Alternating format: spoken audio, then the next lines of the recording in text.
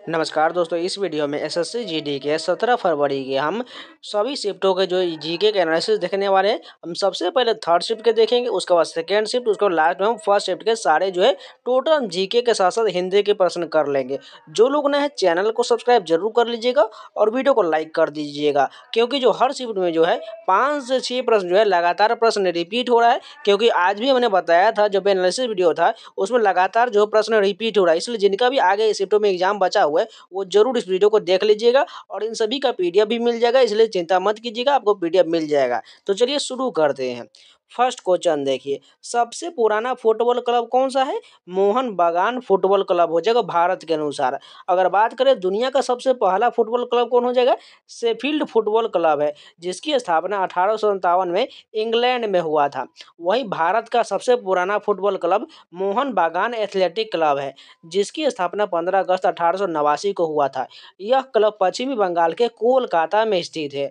अगर बात करें दुनिया के कुछ और पुराने फुटबॉल क्लब में, तो क्वींस पार्क एफसी स्कॉटलैंड का है। मोहनबागान स्पोर्टिंग ये भारत का हो जाएगा। East Bengal football club Bharat का हो जाएगा। आयरन्स ये भी भारत का है। स्पोर्टिंग यूनियन ये भी भारत का है।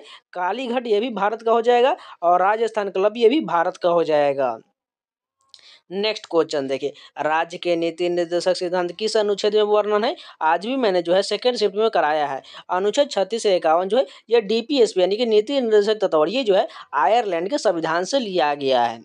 नेक्स्ट क्वेश्चन देखिए, राष्ट्रपति एवं उपराष्ट्रपति के चुनाव संबंधित सभी संदेह एवं विवादों का वर्णन किस अनुच्छेद में किया गया है? अनुच्छेद 71 में इसका वर्णन किया गया है। अगर बात करें अनुच्छेद 61 में किसका उल्लेख है? इसमें जो है राष्ट्रपति और महाभियोग का उल्लेख किया गया है। अनुच्छेद 72 में इसमें राष्ट्रपति की क्षमतान शक्ति का उल्लेख किया गया है। इसका मैंने डिटेल वीडियो दिया हुआ है अनुच्छेद का, आप जाके प्लेलिस्ट में देख लीजिएगा, क्योंकि 1 से 2 प्रश्न जो है लगातार अनुच्छेद से पूछा जा रहा है। संविधान संशोधन से भी एक प्रश्न पूछा जा रहा है, इस बात को ध्यान रखिएगा। आप लोग जाके एसएससी जीडी जीके के प्लेलिस्ट में स्टैटिक जीके का मैराथन वीडियो देख लीजिएगा, नहीं तो आप स्टैटिक जीके प्लेलिस्ट में जाके इसको वीडियो को देख लीजिएगा, आसानी से मिल जाएगा। नेक्स्ट क्वेश्चन देखिए, सत्रीय नृत्य के संस्थापक कौन थे? ये जो है श्रीमंत शंकर देव के द्वारा स्थापित किया गया है और ये भी जो मैंने सेकेंड शिफ्ट में कराया, आप देख लीजिएगा नीचे आने के बाद वीडियो। यह नृत्य शैली असम के पूर्वी राज्यों में हुआ था। सत्रीय नृत्य को अंकीय नाट्य के लिए एक संगत के रूप में जाना जाता है। यह नृत्य असम के सत्र नामक मठों में प्रदर्शित किया गया है। सत्रीय नृत्य के कुछ प्रमुख कलाकार जान लेते हैं। गुरु जतिन गोस्वामी, गुरु घनकांत बोरबियान, मणिक बोरबियान, भावनंदन बोरबियान, मोनी राम दत्ता, जितने भी बोरबियान से संबंधित आ जाएगा वो समझ लीजिएगा सत्रीय नृत्य से संबंधित है। मोनी राम दत्ता, डॉक्टर भूपेन हजारिका, सारोदी सेकिया, इंदिरा बीपी बोरबियान, अनीता शर्मा और अन्वेषण महंत, ये सभी जो है सत्रीय नृत्य से संबंधित है। नेक्स्ट क्वेश्चन देखिए, भारत में कितने राष्ट्रीय त्योहार है? 3 राष्ट्रीय त्योहार होता है। गणतंत्र दिवस जो 26 जनवरी को मनाया जाता है, स्वतंत्रता दिवस जो 15 अगस्त को मनाया जाता है और गांधी जयंती जो 2 अक्टूबर को मनाया जाता है। ये जो है 3 जो है भारत का राष्ट्रीय त्योहार है। नेक्स्ट क्वेश्चन देखिए, 1999 से लेकर 2005 तक भौतिकी में मिले नोबेल पुरस्कार से संबंधित था। ये जो एग्जैक्ट प्रश्न मिला नहीं है, लेकिन आप जान लीजिए 1999 से लेकर 2005 तक कितने लोगों को भौतिकी का नोबेल पुरस्कार मिला है। इसको आप पीडीएफ से भी देख लीजिए, क्योंकि इसमें बहुत सारे प्रश्न हो जाएंगे, इसलिए इसको वीडियो को छोटा करेंगे। अगर बात करूँ 1999 में गेराडॉर्फ डी हुफ्ट को मिला था और ये जो है नीदरलैंड गया, उसको जो है elucidating the quantum structure of the electroweak interaction in physics के लिए दिया गया था। अगर बात करें मार्टिन जेवी वेल्टसन जो नीदरलैंड के हैं, इनको 2000 में जोरेस ओल्फरेव जो रूस के हैं इसलिए दिया गया था। अगर बात करें हर्बर्ट कॉर्मर जर्मनी के हैं, जो जैक किल्बी संयुक्त राज्य अमेरिका के हैं, इन्हें जो है for his part in the invention of the integrated circuit के लिए दिया गया था। 2001 में एरिक एलिन कार्नेल को दिया गया, जो संयुक्त राज्य अमेरिका के हैं। ये सभी प्रश्न आपको पीडीएफ में मिल जाएगा, इसको आप खुद से पढ़ के देख लीजिएगा कौन कौन सा नोबेल पुरस्कार दिया गया है। नेक्स्ट क्वेश्चन देखिए, 2024 संघ लोक सेवा आयोग के अध्यक्ष कौन है? ये भी प्रश्न जो है 3 से 4 बार रिपीट हो चुका है, मनोज सोनी हो जाएगा। अगर बात करें वर्तमान में तो प्रीति सूदन हो जाएगा।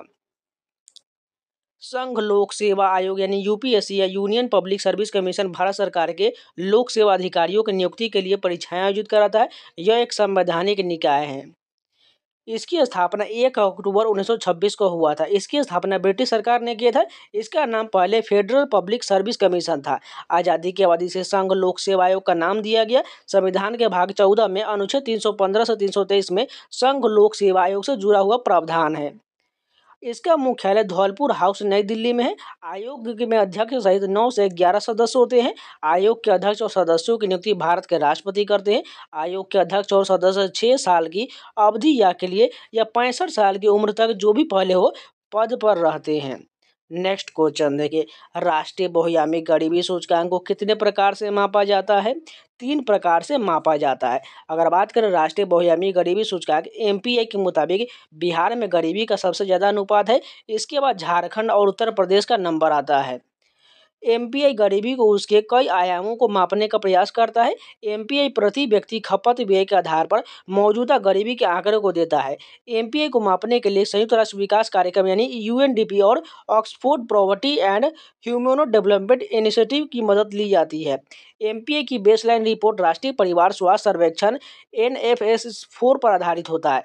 साल 2013-14 में भारत में बहुआयामी गरीबी रिपोर्ट की दर 29.17% था, जो साल 2022-23 में घटकर 11.28% रह गया। पिछले 9 सालों में करीब 24.82 करोड़ लोग बहुआयामी गरीबी से बाहर आ चुके हैं। एमपीआई में इस्तेमाल होने वाले संकेतक जान लेते हैं।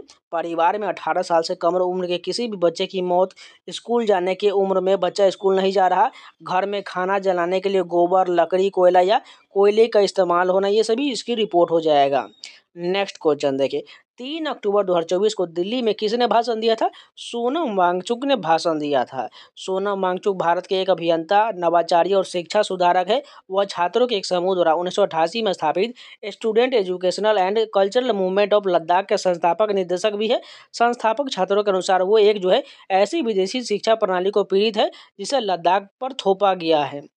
नेक्स्ट क्वेश्चन देखें, पंडित बिरजू महाराज को 2016 में किस फिल्म के लिए सर्वश्रेष्ठ कोरियोग्राफी का पुरस्कार दिया गया था? बाजीराव मस्तानी के लिए दिया गया था। पंडित बिरजू महाराज को कई पुरस्कार मिले हैं, जिनमें पद्म विभूषण, संगीत नाटक अकादमी पुरस्कार, राष्ट्रीय फिल्म पुरस्कार, ये सभी शामिल है। अगर बात करें संगीत नाटक अकादमी पुरस्कार 1964 में दिया गया, कालिदास सम्मान 1986-87 में, पद्म विभूषण 1986 में, सर्वश्रेष्ठ कोरियोग्राफी के लिए राष्ट्रीय फिल्म पुरस्कार 2012 में, सर्वश्रेष्ठ कोरियोग्राफी के लिए फिल्म फेयर पुरस्कार 2016 में, लता मंगेशकर पुरस्कार 2002 में, काशी हिंदू विश्वविद्यालय और खैरागढ़ विश्वविद्यालय में से मानद डॉक्टरेट की उपाधि भी दिया गया है। और पंडित बिरजू महाराज एक प्रसिद्ध कथक नर्तक और कोरियोग्राफर थे। वह लखनऊ घराने से ताल्लुक रखते थे। नेक्स्ट क्वेश्चन देखिए, पुरुष और महिला साक्षरता दर में सबसे कम अंतर वाला राज्य कौन हो जाएगा? केरल हो जाएगा। अगर बात करें साल 2011 की जनगणना में भारत के सबसे कम साक्षर राज्य केरल था, सबसे ज़्यादा जो साक्षर केरल राज्य हो जाएगा, जिसकी साक्षरता दर 93.91% था। साल 2011 की जनगणना में भारत के सबसे कम साक्षर राज्य बिहार था। बिहार की साक्षरता दर 63.8% था। साल 2011 की जनगणना में भारत के सबसे साक्षर केंद्रशासित प्रदेश लक्षद्वीप था। लक्षद्वीप की साक्षरता दर 91.85% था। साल 2011 की जनगणना में भारत के सबसे कम साक्षर केंद्र शासित प्रदेश दादर नगर हवेली हो जाएगा और दादर नगर हवेली की साक्षरता दर 76.24% हो जाएगा। साल 2011 की जनगणना में भारत के सबसे ज़्यादा साक्षर जिले कौन हो जाएगा? मिजोरम का शेरशिप था। साल 2011 की जनगणना में भारत के सबसे कम साक्षर जिला मध्य प्रदेश का अलीराजपुर था। नेक्स्ट क्वेश्चन देखिए, क्रिप्स मिशन भारत कब आया था? 1942 में आया था। अगर बात करें क्रिप्स मिशन 22 मार्च 1942 को भारत आया था। यह मिशन 11 अप्रैल 1942 तक रहा था। इस मिशन का नेतृत्व युद्ध मंत्रिमंडल के सदस्य सर स्टैफोर्ड क्रिप्स कर रहे थे। क्रिप्स मिशन के बारे में जान लीजिए। यह मिशन द्वितीय विश्व युद्ध के समय भारत से पूर्ण सहयोग हासिल करने के लिए आया था। इस मिशन के जरिए भारत में एक भारतीय प्रभुत्व की स्थापना किया जाना था। इस मिशन के जरिए देश के लिए एक नए संविधान को तैयार करने के लिए संविधान सभा को जो प्रस्तावित रखा गया था। नेक्स्ट क्वेश्चन देखिए, खो खो लीग का नाम क्या है? अल्टीमेट खो खो है। यह एक भारतीय फ्रेंचाइज आधारित लीग है। इसकी शुरुआत साल 2022 में हुआ था। अल्टीमेट खो खो लीग के बारे में जान लेते हैं। यह लीग भारत के प्रारंभिक खो खो को राष्ट्रीय और अंतर्राष्ट्रीय स्तर पर लोकप्रिय बनाने की दिशा में एक कदम है। खो खो में एक टीम में खिलाड़ियों की संख्या 9 होता है। हालांकि हर टीम में 12 खिलाड़ी नामांकित होते हैं। इसमें से 9 खिलाड़ी मैदान पर उतरते हैं और बाकी 3 खिलाड़ी बचाव दल का हिस्सा होता है। खो खो में एक मैच में 2 पारी होता है। एक पारी में हर टीम को लक्ष्य का पीछा करने के लिए 7 मिनट और बचाव के लिए 7 मिनट मिलते हैं। साधारणतः खेल में हर टीम का कप्तान मैदान पर होता है, लेकिन वह खेलता नहीं है, वही स्कोर करता है और फाउल की जांच करता है। आधिकारिक मैचों के लिए टीम में 2 अंपायर और एक टाइम कीपर, एक रेफरी और एक स्कोर कीपर भी होता है। नेक्स्ट क्वेश्चन देखिए, मानव शरीर में उपस्थित लार का कार्य क्या होता है? अगर बात करें, मनुष्य के लार में एमाइलेज, टाइलिन और लाइसोजामक नामक एंजाइम होता है। एमाइलेज का कार्य क्या होता है? यह एंजाइम भोजन में मौजूद स्टार्च को तोड़ता है और चबाने के दौरान यह भोजन के साथ मिलकर उसे तोड़ता है। यह पाचन प्रक्रिया से शुरू होता है। अगर बात करें टाइलिन की, तो इसे पत्तियां लीन भी कहा जाता है। यह स्टार्च को शर्करा में तोड़ता है। इस प्रकार भोजन का पाचन मुंह से शुरू हो जाता है। लाइसोजाइम की बात करें, यह एंजाइम कई बैक्टीरिया को विघटित करता है। यह आपके मुंह में मौखिक सूक्ष्म जीवों की आबादी की अतिवृद्धि को रोकता है। यह जानवरों द्वारा उत्पादित एक रोगाणुरोधी एंजाइम है। यह सहज रोग प्रतिरोधक प्रणाली का हिस्सा है। आंसू, पसीना, लार, मानव दूध और बलगम सहित स्राव में लाइसोजाइम प्रचुर मात्रा में होता है। नेक्स्ट क्वेश्चन देखिए, भारत के विकास रिपोर्ट तैयार करने में कितने बिंदुओं को ध्यान में रखा जाता है? 12 बिंदुओं को ध्यान में रखा जाता है। अगर बात करें, मानव विकास रिपोर्ट में मानव विकास सूचकांक HDI, लिंग असमानता सूचकांक और मानव गरीबी सूचकांक की गणना किया जाता है। रिपोर्ट में राष्ट्रीय और राज्य स्तर पर डेटाबेस भी शामिल होता है। इसमें आर्थिक, शैक्षिक, स्वास्थ्य, जनसांख्यिकीय सुविधाएं, शासन और अपराध से जुड़े आंकड़े होते हैं। रिपोर्ट में मानव विकास के लिए शासन से जुड़े मुद्दों को भी विश्लेषण किया जाता है। मानव विकास रिपोर्ट के आधार पर भारत की रैंकिंग साल 2023-24 की मानव विकास रिपोर्ट के मुताबिक भारत जो है 193 देशों में 134वें स्थान पर है। नेक्स्ट क्वेश्चन देखिए, मौर्य वंश के अंतिम शासक बृहद्रथ की हत्या किसने किया था? ये जो है पुष्यमित्र शुंग द्वारा 185 ईसा पूर्व में बृहद्रथ की हत्या कर दिया गया और पुष्यमित्र शुंग ने बृहद्रथ के ब्राह्मण सेनापति थे, उन्होंने ही शुंग वंश की स्थापना किया था। यानी बृहद्रथ की हत्या करने के बाद पुष्यमित्र शुंग ने शुंग वंश की स्थापना किया था। चंद्रगुप्त मौर्य वंश का संस्थापक था। उन्होंने 322 ईसा पूर्व में मौर्य साम्राज्य की स्थापना किया था। चंद्रगुप्त मौर्य ने मगध साम्राज्य और उत्तर पश्चिमी मैसेडोनिया क्षेत्र पर जीत हासिल किया था। उन्होंने ब्राह्मण चाणक्य की मदद से अपना राज्य स्थापित किया था। नेक्स्ट क्वेश्चन देखें, आर्थिक स्थिति का मूल्यांकन करने के लिए एक वर्ष में क्या देखा जाता है? आयात एवं निर्यात को देखा जाता है। अब चलिए हिंदी के प्रश्न भी देख लेते हैं फटाफट। सरिता का पर्यायवाची शब्द पूछा गया था, क्या क्या हो जाएगा? नदी, तटिनी, दरिया, सलीला और तरंगिनी हो जाएगा। मित्र का विलोम पूछा गया था, क्या हो जाएगा? शत्रु हो जाएगा, दुश्मन हो जाएगा। नेक्स्ट क्वेश्चन देखिए, अनुराग का विलोम शब्द क्या हो जाएगा? विराग हो जाएगा। पुरस्कृत का विलोम शब्द क्या हो जाएगा? दंडित हो जाएगा। और एक जो है करेक्शन करना था, जो सेकेंड शिफ्ट का जो प्रश्न था भक्ति प्रदीप कुलकर्णी से संबंधित है, वो जो है शतरंज से संबंधित हो जाएगा। ठीक है, इसको करेक्शन कर लीजिएगा। तो इस शिफ्ट के सारे प्रश्न कवर हो गए। अब चल के सेकेंड शिफ्ट के सारे प्रश्न देखते हैं। फर्स्ट क्वेश्चन देखिए, 86वां संविधान संशोधन कब हुआ था? ये जो 2002 में हुआ था। अगर बात करें कुछ इंपॉर्टेंट तथ्य की, तो इस संशोधन के जरिए अनुच्छेद 21A को जोड़ा गया। इस अनुच्छेद के जरिए 6 से 14 साल के बच्चों को मुफ्त और अनिवार्य शिक्षा का अधिकार मिला था। और इस संशोधन के बारे में ज़्यादा जानकारी देखिए, यह अनुच्छेद जो है 45 और 51 में बदलाव किया गया था। इस संशोधन के जरिए 6 साल से कम उम्र के बच्चों के लिए शिक्षा को राज्य के नीति निर्देशक यानी कि DPSP बनाया गया। इस संशोधन के जरिए बच्चों को शिक्षा के अवसर देने माता पिता का मौलिक कर्तव्य बनाया गया।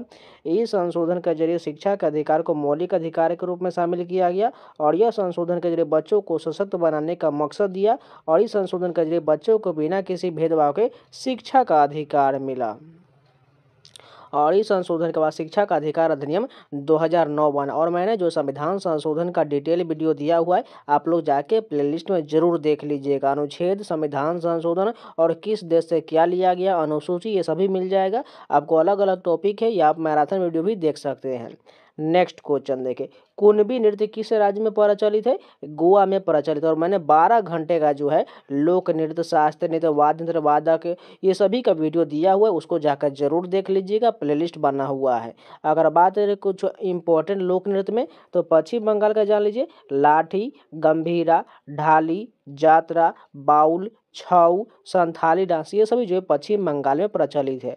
पंजाब की बात करें तो भांगड़ा, गिद्धा, दफ, धामल और दंकारा, ये पंजाब में मनाया जाता है। राजस्थान की बात करें तो घूमर, गणगौर, झूलन लीला, कालबेलिया और छड़ी नृत्य, ये सभी राजस्थान का है।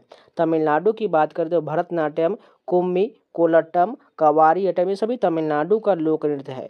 उत्तराखंड की बात करें तो चैपली, गढ़वाली, कुमायूनी, कजरी, झोरा और रासलीला हो जाएगा। हरियाणा की बात करें तो झूमर, फाग नृत्य, डैफ, धमाल, लूर, गोगा और खोर और गागोर, ये सभी जो हरियाणा का नृत्य है। उत्तर प्रदेश की बात करें तो नौटंकी, रासलीला, कजरी, झोरा, चैपली और जैता, ये सभी उत्तर प्रदेश का लोक नृत्य है। गुजरात की बात करें तो गरबा, डांडिया रास, टिप्पणी, जुरान और भवा, ये सभी गुजरात का लोक नृत्य है। हिमाचल प्रदेश में देख लीजिए, झोरा, झाली, छड़ी, धामन, छापेली, महासू, नटी, डांगी, ये सभी हिमाचल प्रदेश का हो जाएगा।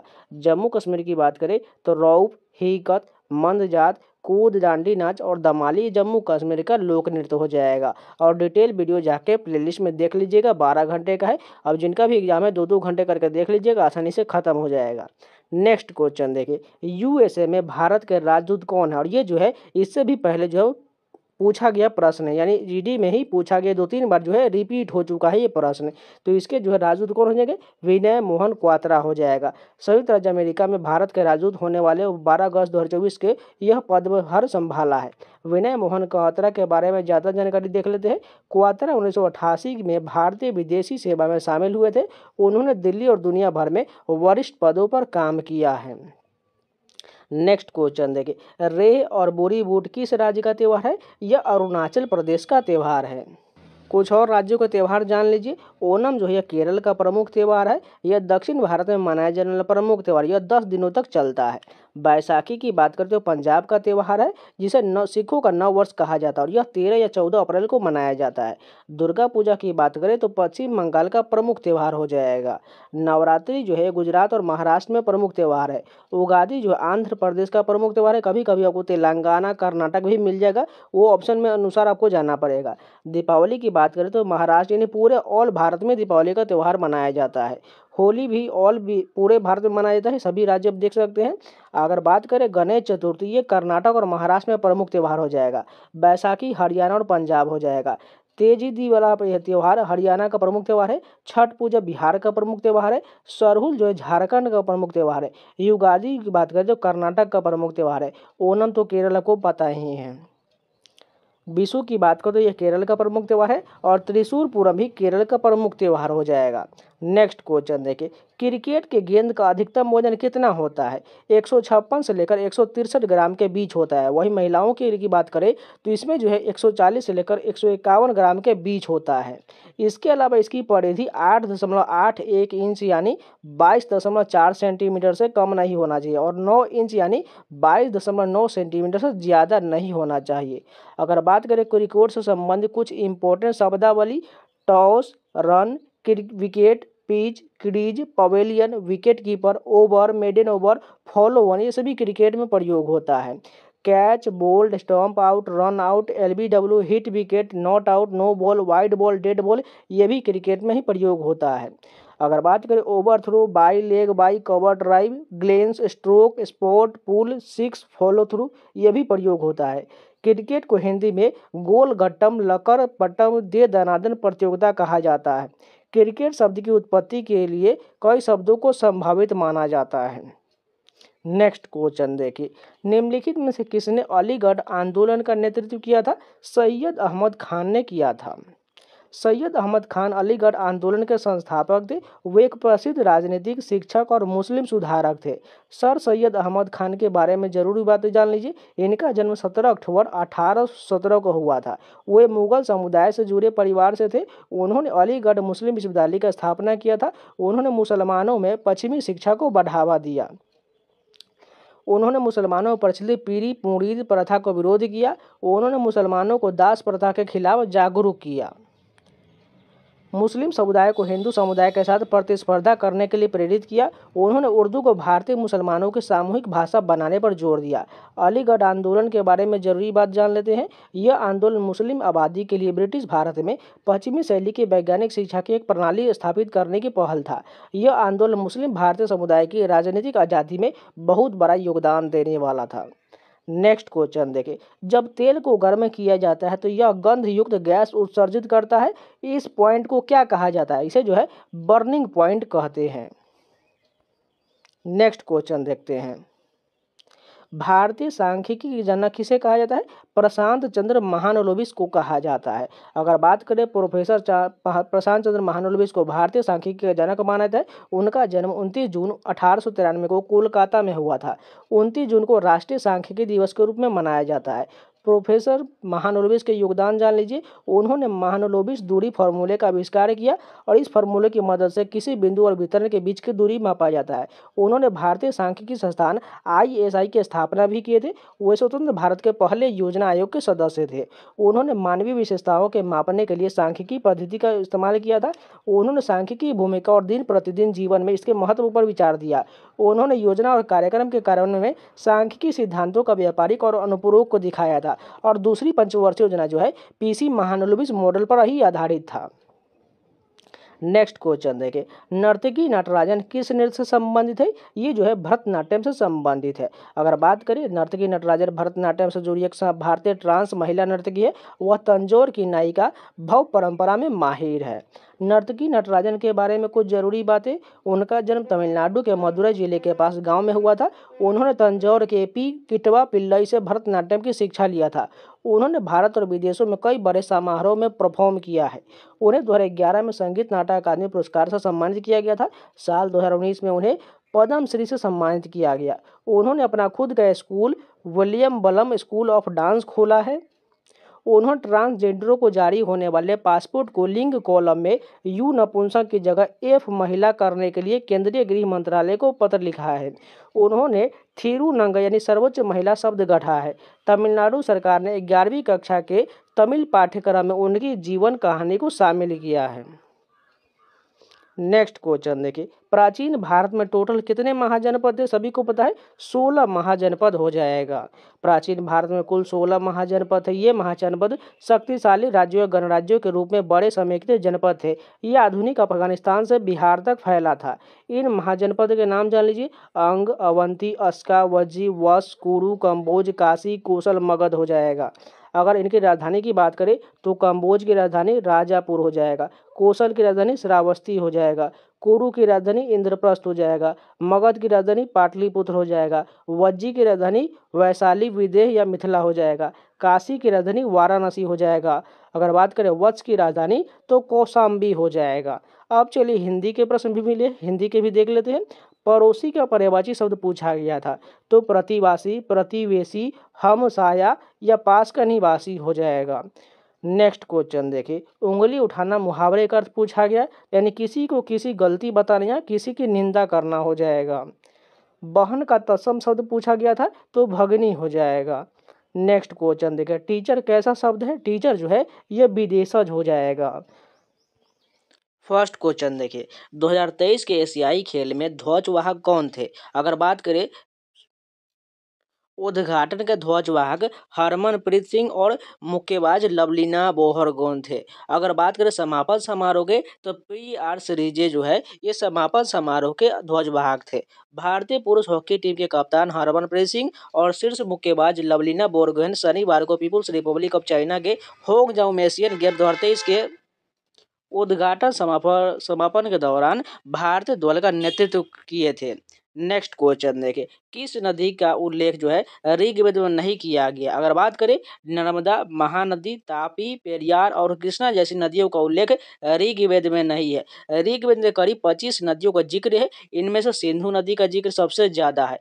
ऋग्वेद में जिक्र करने वाले कुछ नदियां जान लीजिए, ऋग्वेद के 10वें मंडल के नदी सूक्त में 21 नदियों का जिक्र है। इनमें सबसे पहले गंगा का जिक्र है। ऋग्वेद में सिंधु नदी को सबसे अहम नदी बताया गया है। यह सप्तम सैंधव क्षेत्र के सीमा हुआ करता था। ऋग्वेद में सरस्वती नदी को सबसे पवित्र और दूसरी सबसे अहम नदी माना गया है। इसे प्लाछवती, वेदसवती और वेतवती भी कहा गया है। ऋग्वेद में सरस्वती का अनवती और उदकवती के रूप में जिक्र किया गया है। ऋग्वेद के बारे में कुछ और जानकारी। ऋग्वेद एक प्राचीन ग्रंथ है और यह देवी देवताओं को समर्पित 1028 वैदिक संस्कृत सूक्त और 10,600 ऋचाओं का संग्रह है। नेक्स्ट क्वेश्चन देखिए, आर्टिकल 46 यानी कि अनुच्छेद 46 से पूछा गया था। इसमें जो है कर्मचारियों को निर्वाह मजदूरी, बेहतर काम की स्थिति और शालीन जीवन स्तर देना है। अगर बात करें भारतीय संविधान के अनुच्छेद 36 से 51 तक राज्य के नीति निर्देशक यानी कि डीपीएसपी का उल्लेख है और यह जो है आयरलैंड के संविधान से लिया गया है। अगर बात करें इसका मकसद सामाजिक और आर्थिक न्याय की व्यवस्था करना है। कुछ इंपॉर्टेंट अनुच्छेद जान लीजिए डीपीएसपी के। अनुच्छेद 36 में राज्य की परिभाषा है। अनुच्छेद 38 में सामाजिक, आर्थिक और राजनीतिक न्याय है। अनुच्छेद 39 में पुरुष और महिलाओं को समान रूप से जीविका के साधन और समान वेतन देना है।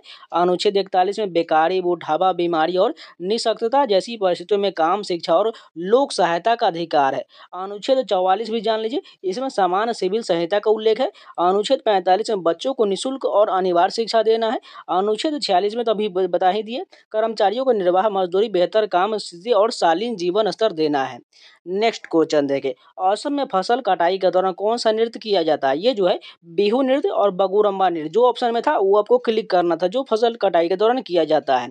बिहू एक लोक नृत्य है, वहीं बगुरुम्बा नृत्य वसंत ऋतु में आयोजित होने वाला त्योहारों के दौरान किया जाता है। बिहू नृत्य एक समूह नृत्य है जिसमें पुरुष और महिला एक साथ नृत्य करती हैं। बिहू नृत्य में ड्रमर यानी कि धुलिया का बहुत महत्व होता है। बिहू नृत्य में ढोल, पेपा और ताल जैसे वाद्य यंत्रों का इस्तेमाल किया जाता है। बिहू नृत्य में नर्तक अलग अलग भूमिकाएं निभाते हैं। बगुरम्बा नृत्य में वसंत ऋतु में आयोजित होने वाला त्योहारों के दौरान किया जाता है। असम में मनाए जाने वाले बिहू त्योहार में रोंगाले बिहू जिसे बोहाग बिहू भी कहा जाता है, कार्तिक बिहू और माघ बिहू जो भोगाली बिहू के नाम से जाना जाता है। यानी 3 प्रकार के बिहू का त्योहार मनाया जाता है। नेक्स्ट क्वेश्चन देखिए, सोनल मानसिंह को पद्म विभूषण कब मिला था? 2003 में मिला था। सोनल मानसिंह को साल 2003 में पद्म विभूषण से सम्मानित किया गया। वह पद्म विभूषण पाने वाली पहली भारतीय महिला नर्तकी है और ये जो है ओडिसी से संबंधित है। सोनल मानसिंह के बारे में जानकारी जान लीजिए। सोनल मानसिंह का जन्म 30 अप्रैल 1944 को हुआ था। वह भरतनाट्यम और ओडिसी नृत्य शैली की गुरु हैं। उन्हें साल 1992 में पद्म भूषण से सम्मानित किया गया था। उन्हें संगीत नाटक अकादमी पुरस्कार 1987 भी जीता है। उन्होंने शास्त्रीय नृत्य को बढ़ावा देने में अहम भूमिका निभाया है। कई राष्ट्रीय और अंतर्राष्ट्रीय संगठनों से सम्मान मिला है। भारत के राष्ट्रपति ने उन्हें राज्यसभा के लिए मनोनीत भी किया था। नेक्स्ट क्वेश्चन देखिए, दिल्ली के मुख्यमंत्री से संबंधित प्रश्न पूछा गया था। इसका जो 2024 से रिलेटेड तो आतिशी मार्लेना हो जाएगा। और इससे पहले की बात करें तो केजरीवाल के इस्तीफा 31 सितंबर 2024 से दिल्ली के 8वें मुख्यमंत्री के रूप में कार्यरत है आतिशी मार्लेना, लेकिन इससे पहले पूछा गया होगा तो केजरीवाल बिल्कुल सही हो जाएगा। नेक्स्ट क्वेश्चन देखिए, भारत के वर्तमान मुख्य चुनाव आयुक्त कौन है? राजीव कुमार है। एवं अन्य 2 निर्वाचन आयुक्त की बात करें तो ज्ञानेश कुमार और एस सिंधु है। अगर बात करें भारतीय निर्वाचन का आयोग का उल्लेख अनुच्छेद 324 में किया गया है। नेक्स्ट क्वेश्चन देखिए, 5वीं पंचवर्षीय योजना में कौन सा नारा दिया गया था? सभी को पता है, गरीबी हटाओ का नारा दिया गया था। अगर बात करें भारत की 5वीं पंचवर्षीय योजना 1974 से 78 के बीच चला था। इस योजना का मकसद रोजगार, गरीबी उन्मूलन और न्याय पर ध्यान देना था। साथ ही कृषि उत्पादन और रक्षा में आत्मनिर्भर हासिल करना भी इसका मकसद था। इस योजना के तहत की गई कुछ प्रमुख गतिविधि जान लेते हैं। न्यूनतम आवश्यकता कार्यक्रम यानी कि MNP की शुरुआत किया गया था। कार्य के बदले अनाज कार्यक्रम की शुरुआत किया गया था। भारतीय राष्ट्रीय राजमार्ग प्रणाली की शुरुआत किया गया था। कई सड़कों का चौड़ीकरण किया गया। पर्यटन का विस्तार, विद्युत आपूर्ति अधिनियम में संशोधन। इस योजना के कुछ खास बात जान लीजिए। यह योजना का लक्ष्य वृद्धि दर 4.4% था, जबकि वास्तविक दर 4.8 रहा था। इस योजना को 1978 में नवनिर्वाचित मोरारजी देसाई सरकार ने खारिज कर दिया था। और पंचवर्षीय योजना का मैंने डिटेल वीडियो दिया हुआ है, उसको जाकर जरूर देख लीजिएगा। नेक्स्ट क्वेश्चन देखिए, एक प्रदीप से संबंधित प्रश्न था जो खेल से संबंधित है। ये क्वेश्चन जो है एग्जैक्ट नहीं मिला है, ये किसके बारे में पूछा गया है? अगर बात करें प्रदीप नरवाल के बारे में पूछा गया होगा तो ये कबड्डी से संबंधित है। कबड्डी में 12 खिलाड़ी होते हैं जिसमें 7 कोर्ट में होते हैं और 5 रिजर्व में होते हैं। Kabaddi court dodgeball game जितना बड़ा होता है, कोर्ट के बीचों बीच एक लाइन खींची होती है जिसमें 2 हिस्सों में बांटती है। कबड्डी महासंघ के हिसाब से कोर्ट का माप 13 × 10 मीटर का होता है। अगर वहीं प्रदीप कुमार बनर्जी के बारे में पूछा जाए तो ये फुटबॉल से संबंधित हैं। नेक्स्ट क्वेश्चन देखिए, लंदन ठुमक्का गीत किसने गाया है? इसके गायक की बात करें तो अमित त्रिवेदी, लाभा जंजुआ, सोनू कक्कर और नेहा कक्कर हो जाएगा। जो भी ऑप्शन में था आपको उसका अनुसार इसका टिक करना था। अब गाने के भी प्रश्न लगातार पूछ रहे हैं, इसलिए आपको गाने सभी याद करने पड़ेंगे। नेक्स्ट क्वेश्चन देखिए, सत्यार्थ प्रकाश पुस्तक के लेखक कौन है? स्वामी दयानंद सरस्वती हो जाएगा। स्वामी दयानंद सरस्वती को आधुनिक भारत के चिंतक और आर्य समाज के संस्थापक कहे जाते हैं। उनका जन्म 12 फरवरी 1824 को गुजरात के टंकारा में हुआ था। उनका बचपन का नाम मूल शंकर था। उन्होंने वेदों के प्रचार प्रसार के लिए मुंबई में आर्य समाज की स्थापना किए थे। उन्होंने वेदों की ओर लौटो का नारा भी दिया था। उन्हें कर्म सिद्धांत, पुनर्जन्म और संन्यास को अपने दर्शन के स्तंभ बनाए थे। उन्होंने बाल विवाह, सती प्रथा जैसी कुरीतियों को दूर करने में अहम भूमिका निभाई। उन्होंने सबसे पहले 1876 में स्वराज्य का नारा दिया था। उन्होंने वेदों को सर्वोच्च माना और वेदों को प्रणाम देते हुए हिंदू समाज में फैली कुरीतियों का विरोध किया। उन्होंने सत्यार्थ प्रकाश नामक प्रमुख ग्रंथ लिखा था। उन्होंने परोपकारिणी सभा की स्थापना भी किए थे। नेक्स्ट क्वेश्चन देखिए, हिंद महासागर से किस महासागर का निर्माण हुआ? देखिए एग्जैक्ट प्रश्न जो है मिलते नहीं है, क्योंकि सभी प्रश्न जो बच्चों को याद होता है वो बहुत जो है अटपटांग होते हैं। उसको सही करके यहाँ पर लिखने में बहुत ज़्यादा दिक्कत होता है। इस बात को ध्यान रखिएगा, क्योंकि प्रश्न जो वही रहते हैं लेकिन उसे पूछने का तरीका, वो बोलने का तरीका जो गलत हो जाता है। इस बात को ध्यान रखिएगा, लेकिन प्रश्न आपको वही मिलेंगे, इसलिए थोड़ा एडजस्ट कर लीजिएगा। अरब सागर और बंगाल की खाड़ी हिंद महासागर के हिस्सा है और अरब सागर हिंद महासागर का एक त्रिभुजाकार सागर है। यह भारतीय उपमहाद्वीप और अरब क्षेत्र के बीच स्थित है। अगर बात करें दुनिया के 5 महासागर कौन कौन है? प्रशांत महासागर, अटलांटिक महासागर, हिंद महासागर, आर्कटिक महासागर और अंटार्कटिक महासागर हो जाएगा। नेक्स्ट क्वेश्चन देखें, परचेजिंग पावर किस पर निर्भर करता है? यह जो है क्रय शक्ति समता का सिद्धांत मध्यस्थता के विचार पर निर्भर करता है। यानी मध्यस्थता के विचार ऑप्शन में दिया होगा तो वो सही हो जाएगा। एक स्थान पर एक वस्तु खरीदने और तुरंत दूसरे स्थान पर उच्च मूल्य पर बेचने का अवसर, मूल्य अंतर का लाभ उठाते हुए यह अंततः कीमतों को अभिसरित करेगा, क्योंकि खरीद और बिक्री कीमतों को संतुलित करेगा। नेक्स्ट क्वेश्चन देखिए, नमक से पानी के वाष्पित होने की प्रक्रिया क्या कहा जाता है? उसे वाष्पीकरण कहा जाता है। नमक पानी में घुलनशील होता है, इसलिए वाष्पीकरण पर पानी वाष्प में बदल जाएगा, जबकि नमक के क्रिस्टल कंटेनर में ही रहेंगे, इसलिए इसे पृथक्करण के लिए वाष्पीकरण का उपयोग किया जाता है और इस विधि को आसवन विधि कहा जाता है। नेक्स्ट क्वेश्चन देखिए, दक्षिण भारत राज्य में सबसे कम साक्षरता दर किस राज्य का है? आंध्र प्रदेश का हो जाएगा। दक्षिण भारत के राज्यों में आंध्र प्रदेश की साक्षरता दर सबसे कम है। साल 2017 में राष्ट्रीय सांख्यिकी कार्यालय यानी NSO के सर्वेक्षण के मुताबिक आंध्र प्रदेश की साक्षरता दर 66.9% है। दक्षिण भारत के कुछ राज्यों की साक्षरता दर जान लीजिए। तेलंगाना की साक्षरता दर 72.8% है। कर्नाटक की साक्षरता दर 77.2 है। महाराष्ट्र की साक्षरता दर 77.6 है। सिक्किम के साक्षरता दर 76.6 है। मणिपुर की साक्षरता दर 76.5 है। असम की साक्षरता दर 76.3 है। भारत में सबसे कम साक्षरता दर वाला राज्यों की जानकारी, बिहार की साक्षरता दर 61.8% है। अरुणाचल प्रदेश की साक्षरता दर 66.95 है। राजस्थान की साक्षरता दर 67.06% है। केरल की साक्षरता दर 96.2% जो सबसे ज़्यादा है। मिजोरम की साक्षरता दर 91.33% है। लक्षद्वीप की साक्षरता दर 92%। और मैंने जनगणना का जो है 2 घंटे का मैराथन वीडियो दिया हुआ है, इसको जरूर देख लीजिएगा, जिससे जनगणना का प्रश्न आपको क्लियर हो जाए। नेक्स्ट क्वेश्चन देखिए, एक जो है सत्रिया नृत्य से संबंधित प्रश्न पूछा गया, इसका प्रश्न पूरा मिला नहीं है, जान लेते हैं। असम का यह शास्त्रीय नृत्य है और 8 मुख्य भारतीय शास्त्रीय नृत्य परंपराओं में से एक है और वर्ष 2000 में इस नृत्य को भारत के 8 शास्त्रीय नृत्यों में सम्मिलित किया गया था।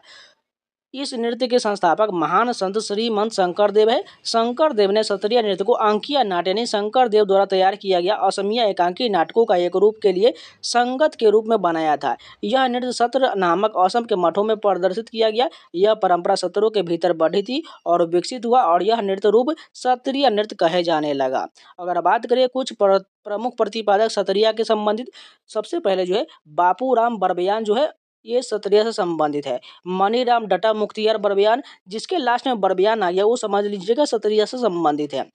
गहन चंद्र गोस्वामी भी लास्ट में आ जाए वो भी सत्रिया से संबंधित होते हैं। जीवेश्वर गोस्वामी ये भी सत्रिया से संबंधित है। प्रदीप चलिहा सत्रिया हो जाएगा। ललित चंद्रनाथ ओझा सतरिया, गोपीराम बरबयान ये भी सतरिया, राकेश्वर सैकिया ये भी सतरिया हो जाएगा, हरिचरण सैकिया, कोसा कांटा देसी गोस्वामी, आनंदा मोहन भगवती, गुणकंता डट्टा बरबयान, प्रभात शर्मा, जतिन गोस्वामी इम्पोर्टेंट है, परमानंद बरबयान, मणिक बरबयान, घनकांत बरबयान, जीवनजीत डट्टा ये सभी सतरिया से संबंधित है। टंकेश्वर हजारिका बरबयान, मोहिकांत बरबयान और भावनंदा बरबयान ये सभी जो है सतरिया से संबंधित है।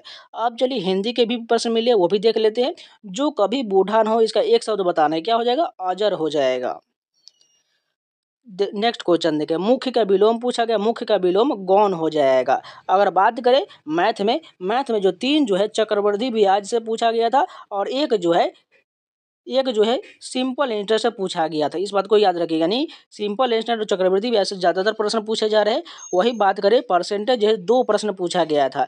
अगर बात करें रीजनिंग में तो रीजनिंग में बहुत अच्छे प्रश्न मिले हैं। एक जो है कुछ बता रहे थे एनालॉजी का प्रश्न था, जूता का संबंध जो है काला हो जाएगा तो कपड़ा का संबंध क्या होगा? ये तो ऑप्शन के अनुसार होता, यानी कपड़ा का जो ऑप्शन में लगेगा, मान के चलिए रंग का है तो कपड़ा का मान के चलिए सफ़ेद ऑप्शन में होगा तो सफ़ेद भी क्लिक कर सकते हैं।